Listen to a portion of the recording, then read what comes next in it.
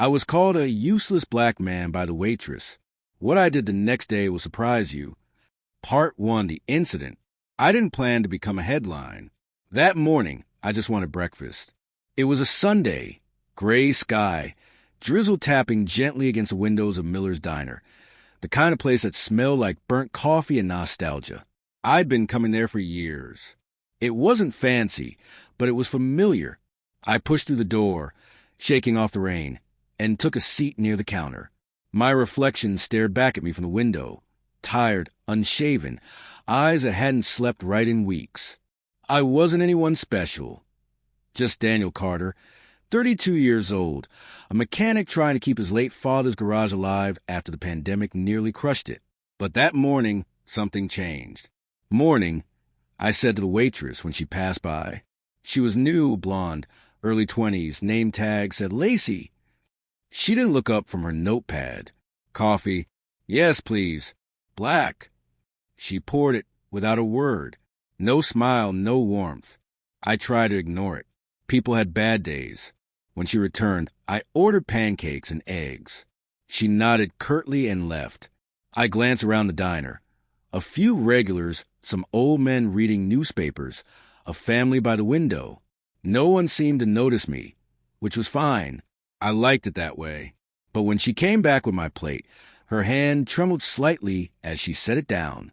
Syrup dripped onto the counter. I smiled, trying to break the tension. Rough morning. That's when she muttered it.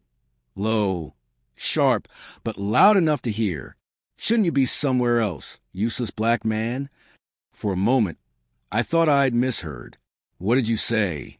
She blinked, feigning innocence. I didn't say anything. But the look in her eyes told the truth, cold, flat, dismissive. A hush fell over the nearby tables. The family by the window stopped eating. The old men lowered their papers. Heat climbed my neck. My hands shook. I wanted to yell, to demand an apology, to make her feel the humiliation she just poured over me. But I didn't. Instead, I stood up quietly, left the 20 on the counter, and walked out into the rain. Because sometimes silence screams louder than anger. That night, I sat in my small apartment above the garage, staring at the ceiling fan. Her words echoed in my head, useless black man. I'd been called worse before. Growing up in a poor neighborhood on the South Side, you learn to build walls around your soul. But this time, something cracked. Maybe it was exhaustion. Maybe it was the years of trying to prove myself in a world that kept moving the goalpost. Whatever it was, it left a bitter taste I couldn't wash away. I opened my phone. The diner's website had a Contact Us page. I typed a message, short, calm, but heavy. Today, one of your waitresses humiliated me publicly because of my skin color. I don't want money. I want respect. I didn't expect a reply. But at midnight, I got one. Mr. Carter, this is Miller's Diner Management. Please come in tomorrow morning. We'd like to discuss what happened. For a long time, I stared at that message. Part of me wanted to delete it and forget the whole thing. But another part, the part that had stayed silent too many times, whispered, go. The next morning, I put on my cleanest shirt, shaved, and walked back into Miller's Diner. Lacey wasn't there. Instead, the manager, a heavy-set man with gray hair, met me at the counter. Mr. Carter, he said, shaking my hand. Thanks for coming. Can we talk privately? We went into the back office, a small room that smelled like grease and paper. He gestured for me to sit. I want to start by saying we're deeply sorry, he said. That kind of behavior is unacceptable here. Lacey admitted what she said. She's been suspended pending investigation. I nodded slowly. I appreciate that. He hesitated, then added, she said something else. She said someone told her to say it. I frowned. What do you mean? He looked uneasy. She didn't explain. Just said a man came by yesterday morning before her shift and gave her an envelope. Told her she said those words to a black customer. She'd get $500. The air left my lungs. You're saying someone paid her to insult me? That's what she said.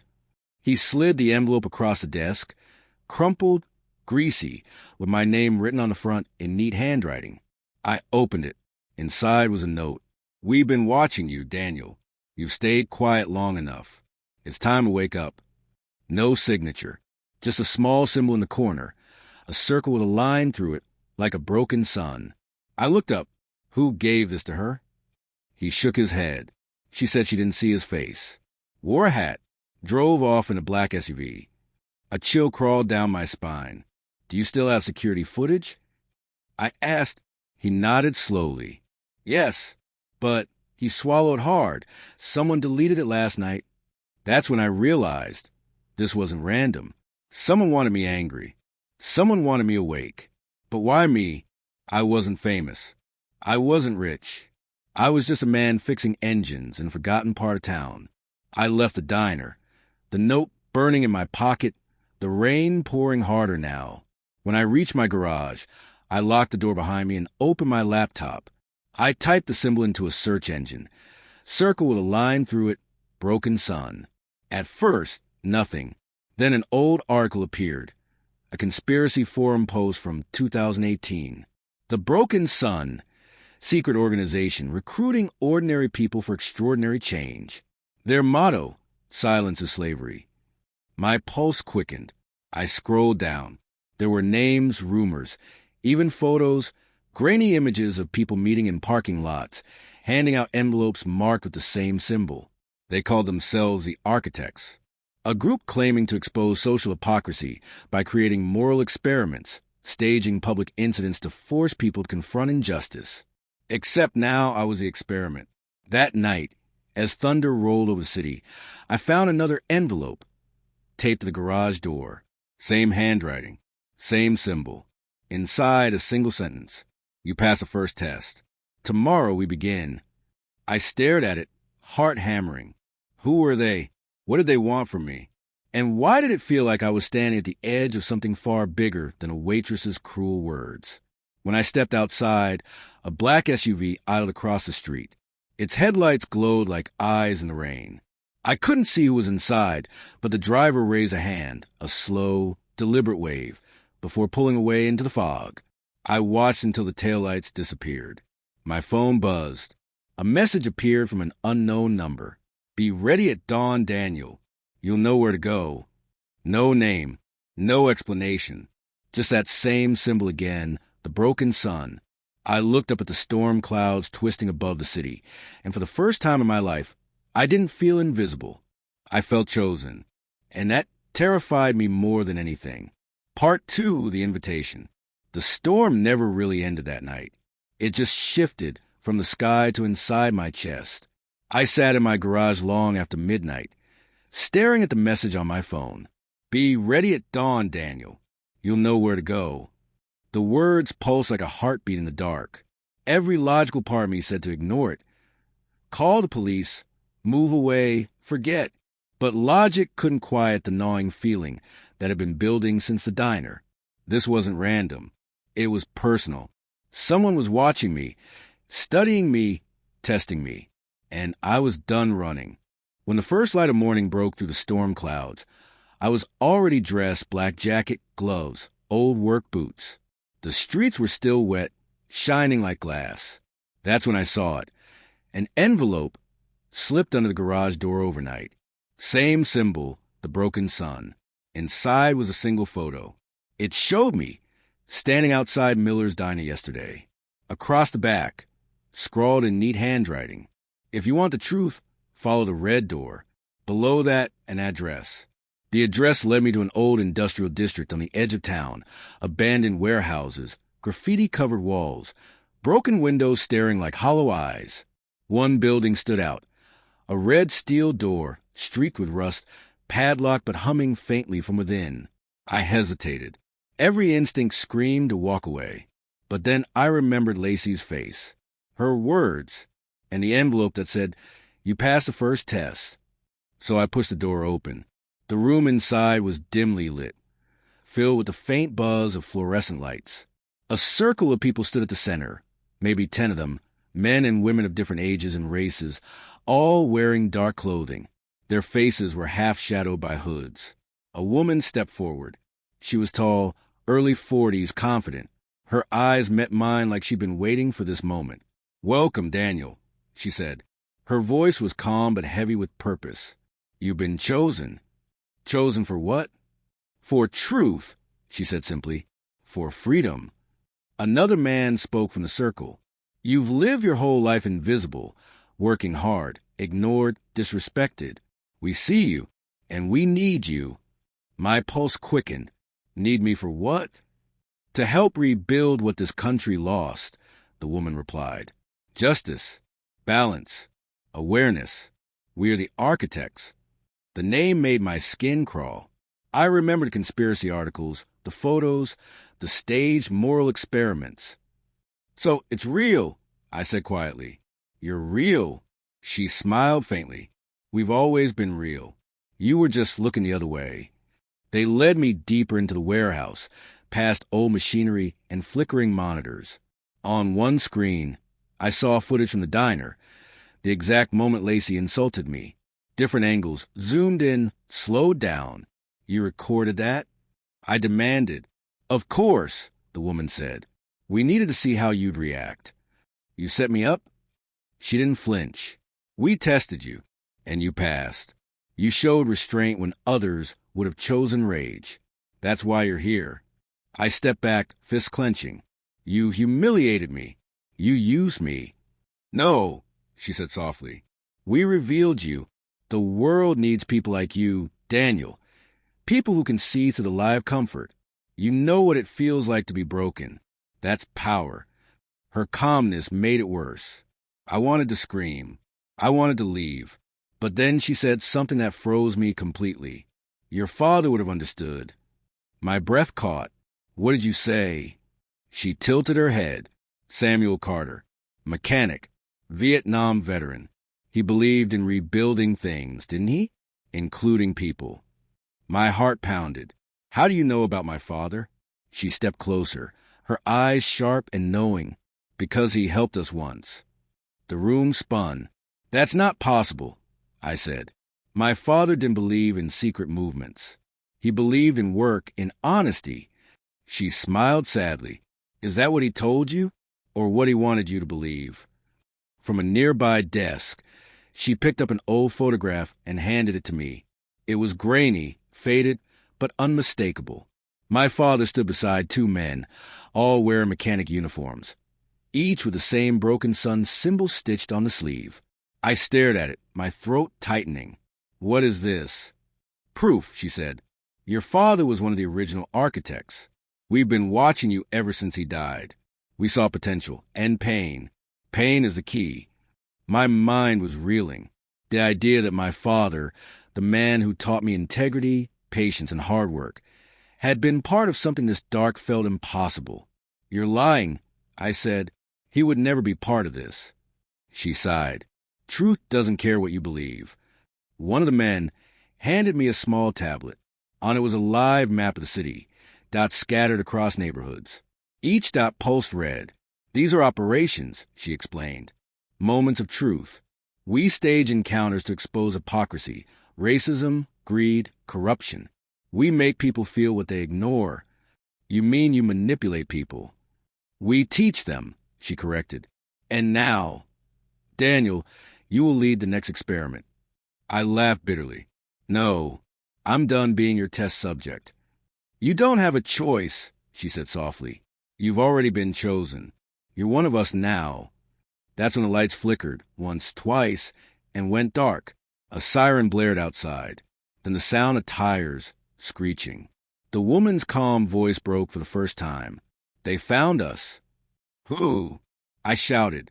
She grabbed my arm. The ones who used to fund us. They want to shut us down before we expose them. Expose who? Everyone, she hissed. Politicians, CEOs, media empires. They've been manipulating both sides for decades. We were supposed to fix it, but we went rogue. Gunfire erupted outside, sharp, echoing to the concrete. Chaos. People running. Monitors crashing to the floor. The woman shoved a flash drive into my hand. Get out, Daniel. This is the truth your father died protecting. What's on it? Everything. Where do I go? Find a man who drives a black SUV. He'll know. Then she pushed me toward the back exit as bullets, shattered the walls. I ran through the rain, clutching the flash drive like it was my heartbeat. Behind me, the warehouse exploded into fire, glass and smoke lighting up the gray sky. I didn't stop until I reached the main road. The city looked the same. People hurrying to work, taxis honking, life moving as if nothing had changed. But everything had. I ducked into a narrow alley and leaned against a brick wall, gasping for breath. When I looked down at the flash drive, I noticed something scratched into the metal. Property of SC. My father's initials. By nightfall, I was back in my apartment. I locked the door, drew the curtains, and plugged the flash drive into my laptop. A single folder appeared. Project Eclipse. Inside were dozens of documents, financial transactions, encrypted emails, names of public figures I recognized. And at the bottom, a file titled Architect File 017, Daniel Carter. I opened it. It was a psychological profile. My birth date, my address, my father's service record, and then a note dated 3 months ago. Subject exhibits signs of repressed anger and moral restraint. Phase 1 trigger event, successful. Phase 2 recruitment, initiated. Trigger event, the diner. Recruitment, the meeting. I scrolled to the last line. Phase 3 transformation, pending. Activation scheduled October 19th. Today was October 18th. A knock echoed through my apartment. 3 slow, deliberate taps. I froze. Then a voice from behind the door. Calm, familiar. Mr. Carter, we need to talk about your father. My blood ran cold. It wasn't the woman's voice. It was a man's, deep measured, confident.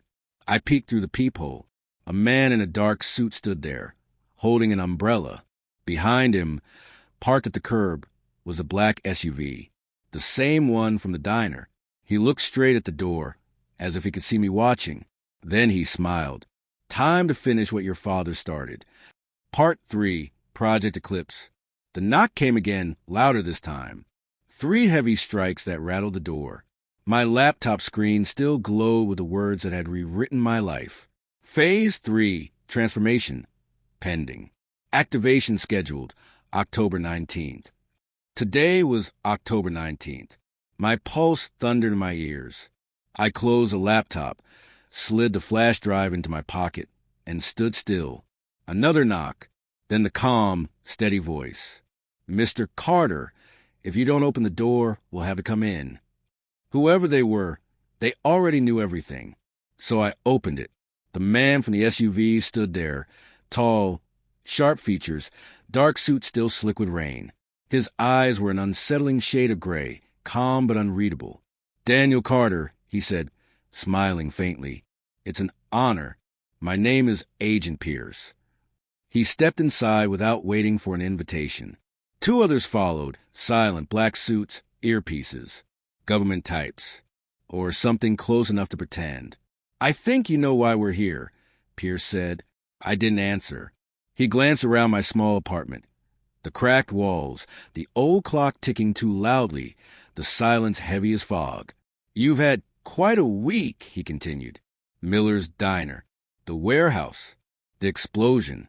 You've been busy. My stomach clenched. You saw all that? He nodded slowly. We see everything. Pierce sat down at my table, like it was his own. You have something that doesn't belong to you, he said. I folded my arms. You mean this? I pulled out the flash drive, because from what I've seen, it doesn't belong to anyone. It's evidence. His eyes flicked to it briefly. Evidence of what exactly? Your organization, the architects, the stage encounters. My father. He chuckled softly, almost kindly. The architects? Is that what they told you? I hesitated. He leaned forward. Daniel, those people you met, the ones in the warehouse, they're not saviors. They're remnants. A splinter group that went rogue years ago. They were part of a failed psychological warfare program. Code name, Project Eclipse. The name hit me like a cold wave. He went on. It started as a military project, designed to study how people respond to injustice, to provoke empathy, to control perception. Your father helped build the behavioral models before he realized what was really for. What do you mean? Pierce sighed. Project Eclipse was never about awareness. It was about influence, using emotional triggers to manipulate public opinion. They tested it on soldiers, then on civilians. When your father tried to expose it, they made it look like an accident. My hands trembled. So, my father didn't just die? Pierce's gaze softened. He was silenced. And those people in the warehouse, they think they're finishing his work, but they're continuing the experiment he tried to stop. The room felt smaller suddenly. Every breath felt heavier. He stood and placed a business card on the table. Come with us, Daniel. Hand over the drive. We'll protect you and we'll tell you the rest. For a long moment, I stared at the card. It was blank. No name, no number, just a black sun embossed in the center. The same symbol from the warehouse. I looked up sharply. Pierce's smile didn't waver. You're lying, I whispered. About what? You are one of them. He shrugged. Truth and lies are just tools, Daniel. What matters is who's holding them. He nodded once, and the two men moved toward me. Instinct took over. I swung the chair into the first man, sending him crashing into the wall. The second reached for his gun, but I kicked the table into his knees and bolted for the door. Daniel! Pierce shouted behind me. You can't run from this. But I was already in the street, rain pouring down again like the world itself wanted to wash everything away. I didn't stop running until I reached the old bus depot on 9th Street. It was empty now, just the smell of rust and diesel, echoes of departures long gone. I ducked into the shadows and pulled the flash drive out again. Somewhere inside it was a truth, the real one, not their version, not the architect's version, my father's. I plugged it into an old laptop I found in a locker, praying it would still boot. When the files appeared, I opened a folder labeled Personal Logs, SC. There were 6 videos. The last one was dated 2 days before his death. I pressed play. The screen flickered to life. My father's face appeared, older than I remembered, tired but determined. If you're watching this, it means they got to me, he began. I tried to stop them, Daniel. I tried to keep you out of this. My chest tightened. Project Eclipse wasn't just about control. It was about division. They realized fear and anger were the easiest ways to unite people, by turning them against each other. They called it the emotional algorithm. I helped build it. God forgive me. He looked straight into the camera. They'll come for you, son, because you carry what I couldn't destroy. The activation codes. They're in a file under my initials, SC. But don't trust anyone. Not the architects. Not the government. They're the same thing now. The video glitched, static tearing his face apart for a moment. If you want to finish what I started, find the girl in Detroit. Codename Aurora. She has the other half. The screen went black. My heart was racing. The file SC, I'd seen it, but I hadn't opened it yet. When I did, lines of encrypted text filled the screen. Then, in the corner, a small countdown appeared. Decryption sequence activated 12 hours. A 12-hour timer. And below it, a final line of text. Once opened, there is no going back. I didn't know what it meant, but before I could process it, a distant rumble echoed through the depot. Headlights. The black SUV. They had found me. I grabbed a laptop and ran up the metal stairs to the second level. The sound of footsteps followed, precise, organized, closing in. Daniel.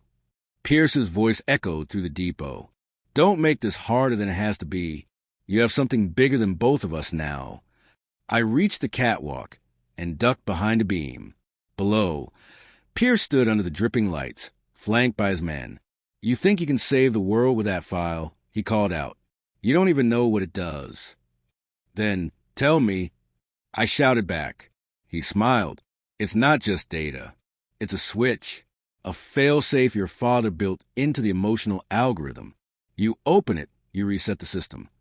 Reset how? He looked up at me, his voice calm again. Everything goes dark. Every network, every feed, every signal that controls a narrative. It all stops. Total blackout. My stomach dropped. And if I don't?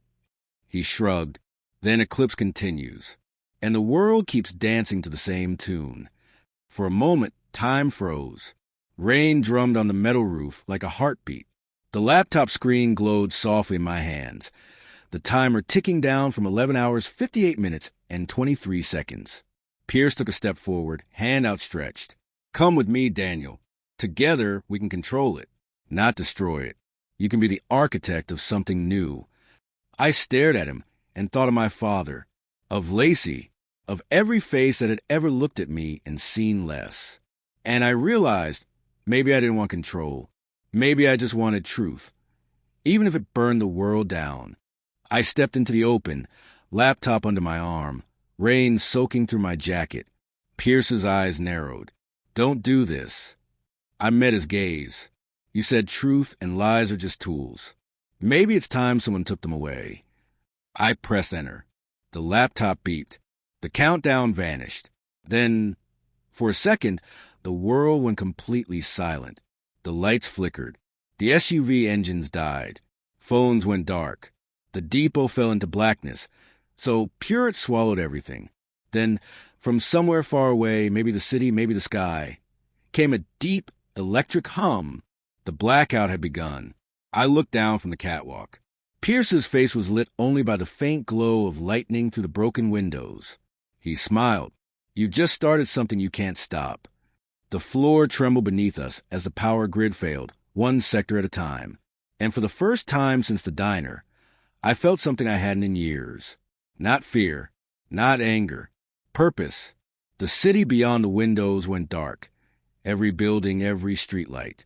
But in the distance, one tower still glowed faintly, a single light pulsing from the rooftop. I stared at it, knowing instinctively what it was. Aurora. Somewhere out there, the other half was waiting. And maybe, just maybe, the real truth. I slung the laptop over my shoulder, took one last look at the dead city, and whispered to the storm, "This isn't over." Then I disappeared into the night. The end? Series continuation. Aurora, the light after the eclipse,